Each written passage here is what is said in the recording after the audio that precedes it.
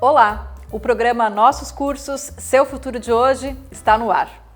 No programa de hoje estamos na Escola de Ciências Jurídicas e Sociais e a nossa pauta vem da área do direito, do trabalho. E o nosso convidado é o professor Silvio de Oliveira Júnior. Professor, seja bem-vindo e obrigada por aceitar o nosso convite. Eu que agradeço. Professor, a palavra pejotização vem sendo cada vez mais usada, a gente pode dizer isso, que tem sido muito utilizada, mas dá para se dizer também que não é algo novo. E ela é aplicada nesses contextos de trabalho, né? Pode explicar para a gente o que significa essa palavra que vem sendo muito utilizada hoje em dia? Pois então, pejotização é um nome utilizado hoje, né, comumente, para um tipo de contrato no qual o tomador de serviços, ao invés de contratar uma pessoa física, contrata uma pessoa jurídica para prestar esses serviços. Essa denominação pejotização, ela ocorre porque essa pessoa jurídica que prestará serviços, ela, na maioria dos casos, ou especificamente na pejotização, é um indivíduo representado por uma microempresa. Daí a nomenclatura pejotização. Ela não é utilizada, por exemplo, quando uma empresa contrata uma outra empresa para prestar serviços de assessoria em engenharia ou prestação de serviços de manutenção de máquinas e equipamentos. Aí não se fala em pejotização. O que é a pejotização nesse contexto do trabalho? É a contratação da mão de obra através de um contrato de prestação de serviços sem vínculo empregatício, no qual o prestador de serviços é a tal da pessoa jurídica, por isso a pejotização. Mas a gente poderia dizer então que seria um regime de trabalho, ou um regime de contratação, uma modalidade? É uma modalidade de trabalho, sim, não um regime novo, porque essa modalidade ela é antiga, ela não é uma novidade. O que nós temos de novidade em relação à pejotização é que ela suscita, né, uma grande discussão, principalmente no ambiente do direito do trabalho, porque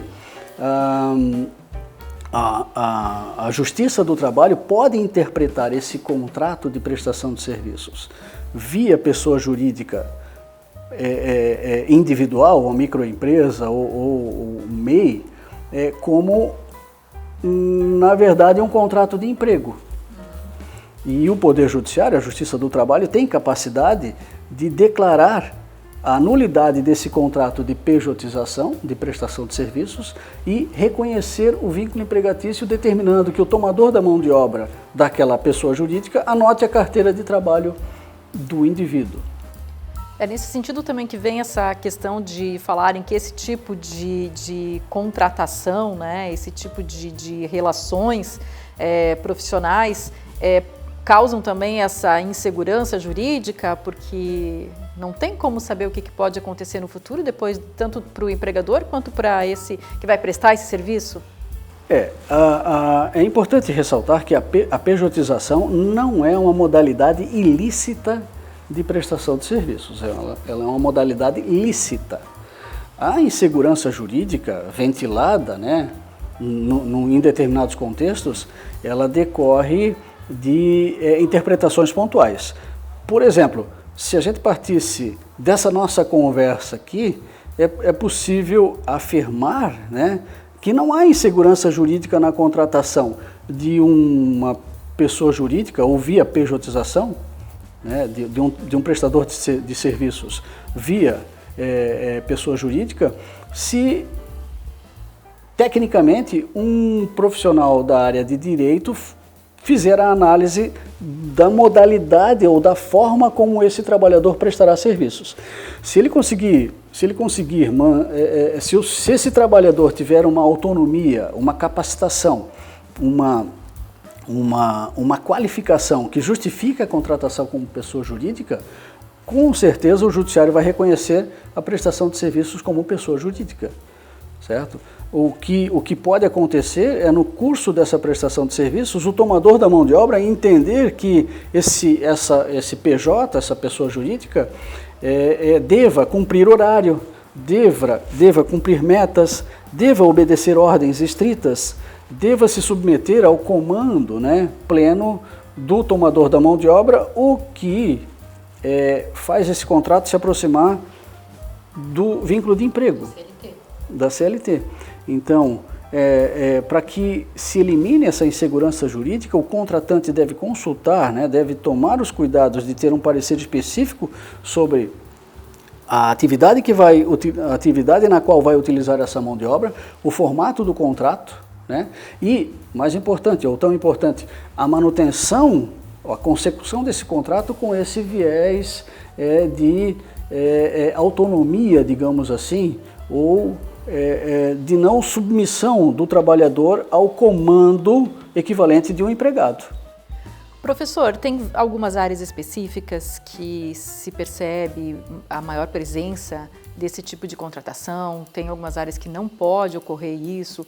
Hoje a gente percebe muito essa discussão em relação aos Ubers, né? Os motoristas de aplicativo.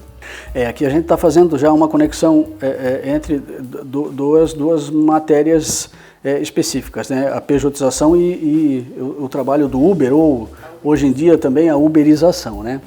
Concluindo a nossa conversa sobre pejotização,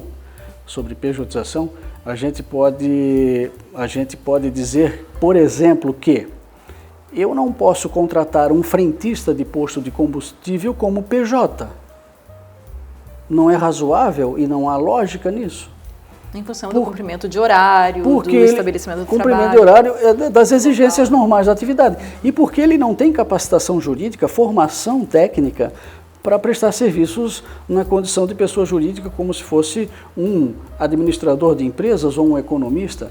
Então é possível a uma empresa contratar, sim, um economista, um administrador, um contabilista como pessoa jurídica, como prestador pejotizado, digamos assim. Então isso é importante visualizar para a gente fazer uma conclusão nessa rápida conversa. Em relação à uberização, aí nós temos um outro contexto bem em ebulição, né? Por conta por exemplo, da movimentação do governo federal no sentido de regularizar essa atividade. Né, mas regularizar como? Formatando, né, trazendo ela para um ambiente de formalização da prestação de serviços. Trabalhar na modalidade, trabalhar como motorista ou trabalhador via aplicativo não é ilícito também.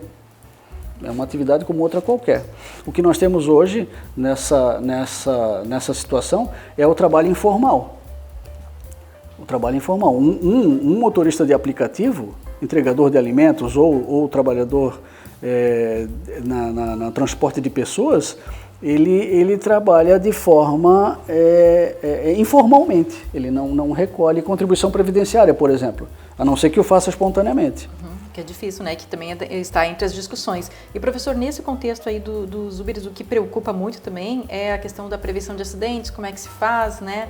Essas ações aí, como trabalhar com esses profissionais que têm essa relação com a Uber, mas que não têm esses direitos ou que não têm esses cuidados. Exatamente, a falta de formalização desse contrato, que é o que se procura, né, com a regulamentação da atividade, é garantir, entre outros eventos, a proteção à saúde e à integridade física do trabalhador. Né? É sabido, por exemplo, que um motorista rodoviário empregado pode trabalhar por aproximadamente 8 ou 9 horas por dia.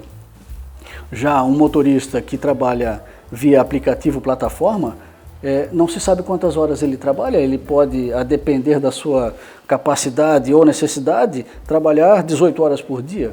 Isso vai trazer um reflexo à sua saúde e à condição física equivalente à doença do trabalho ou doença ocupacional, ou talvez até um acidente durante o trabalho, que precisa ser analisado, precisa ser discutido e precisa ser regulamentado também. E o que o professor sugere nesse caso, né, nesses momentos aí de contratação de pessoa como pessoa jurídica ou não, diante de todas essas discussões que estão acontecendo nesse tema?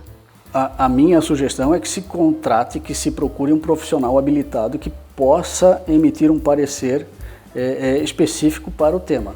O equivalente do que se faz com a construção de uma casa, na contratação de engenheiro ou de arquitetos, ou no ambiente da saúde, quando a gente tem uma limitação, um problema de saúde, a gente procura um médico. Tá? Então é importante nas relações contratuais que se tenha o cuidado de contratar pessoas ou profissionais hábeis para essa análise e eliminação, ou pelo menos mitigação da tal da insegurança jurídica. Tá certo, então. A gente agradece a participação do professor Silvio de Oliveira Júnior aqui no nosso programa de hoje. Obrigada, professor. Obrigado. O programa Nossos Cursos Seu Futuro de hoje termina aqui. Até o próximo.